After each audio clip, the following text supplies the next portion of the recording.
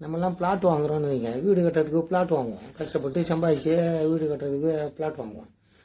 வீடு கட்ட கொஞ்சம் காசு சேமிப்பு பண்ணி சரி வீடு கட்டலான்னு வீடு கட்ட ஆரம்பிப்போம். பிளான் போடுவோம். பிளான் எப்படி போடுவோம்? வீடு பிளாட் வாங்குறதே வடக்கு பக்கம் இருக்கிற மாதிரி கிழக்கு பக்கம் இருக்கிற மாதிரி தான் பிளாட் வாங்குவாங்க. அதுதான் நல்லதுன்றது ஒரு ஐதீகம். வடக்கு பக்கம் கிழக்கு பக்கம். எங்கள் சைட்லலாம் திருநெல்வேலி சைட்லலாம் தெற்கு பக்கம் ப்ரிஃபர் பண்ணுவாங்க. காற்று ஜாஸ்தியாக வரும்னு சொல்லிட்டு தெற்கு பக்கம் ப்ரிஃபர் பண்ணுவாங்க. இங்கே இந்த சைடு இந்த மெட்ராஸ் சைடு இந்த சைடெல்லாம் வடக்கு கிழக்கு. அதுக்கு ரேட்டே ஜாஸ்தி அந்த பிளாட்டுக்கு. பிளாட் வாங்குவான், மேற்கு பக்கம் இருக்கிற பிளாட்டு தான் கிடைக்கும், வேறு வழி இல்லாமல். அவன் என்ன பண்ணுவான், வீடு கட்டுறது வாசப்படி வந்து ஒன்று வடக்கு இல்லை கிழக்கு வர்ற மாதிரி டிசைன் பண்ணி கட்டுவான். அந்த மாதிரி இதுக்கு கடவுள் கூட இதுக்கு விதி விலக்கு இல்லைங்க. கடவுளும் இந்த மாதிரி தான் இருந்திருக்கிறாரு. இதெல்லாம் பார்த்துருக்குறாரு கடவுள்.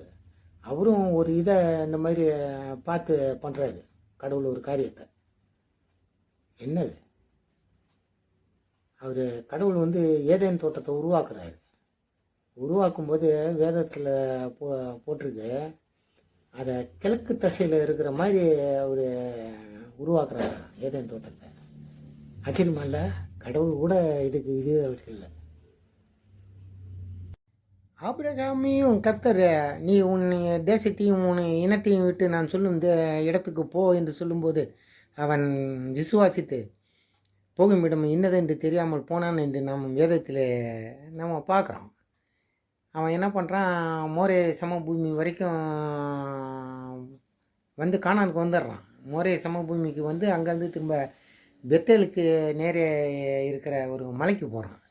அங்கே போய் அவன் என்ன பண்ணுறான் பாருங்க, அவன் கூடாரம் போடுறான். பெத்தேல் தனக்கு மேற்காகவும் ஆயி தனக்கு கிழக்காகவும் இருக்கும்படி அவன் கூடாரம் போட்டான் என்று வேதம் சொல்கிறது. அவனும் ஆண்டவர் மாதிரி திசையெல்லாம் பார்த்துருக்குறான்.